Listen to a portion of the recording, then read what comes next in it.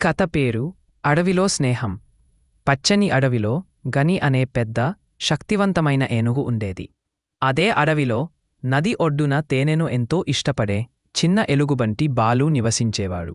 రూపం, అలవాట్లు వేరైనా ఇద్దరూ మంచి స్నేహితులు. ఒకసారి వేసవి భయంకరంగా చాలా వేడిగా ఉంటుంది. చెట్లు ఎండిపోయాయి మరియు నదులు కూడా ఎండిపోయాయి. జంతువులు తిండి లేక నీటికి ఇబ్బంది పడుతూ ఆత్రంగా అడవి అంతా వెతుకుతూ తిరిగేవి.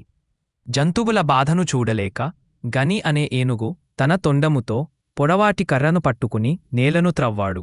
గంటల తర్వాత నీరు బయటకు రావడం మొదలైంది. అన్ని జంతువులను పిలిచి నీరు తాగమన్నాడు. బాలు మాత్రం తేనె కోసం వెతుకుతూ ఉండిపోయాడు. అలసిపోయి దాహంతో నీటి దగ్గరకు పరుగెత్తాడు. కాని జారి ఆ నీటిలో పడిపోయాడు. అందరూ ఆశ్చర్యపోయారు.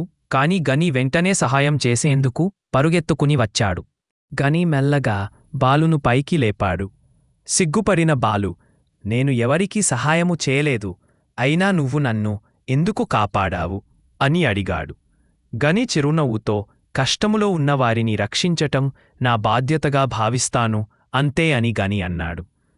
ఆ రోజు నుండి బాలు ఆహారం పంచడం, చిన్న జంతువులకు సహాయం చేయడం, గనితో కలిసి అడవిని సంరక్షించడం మొదలుపెట్టాడు.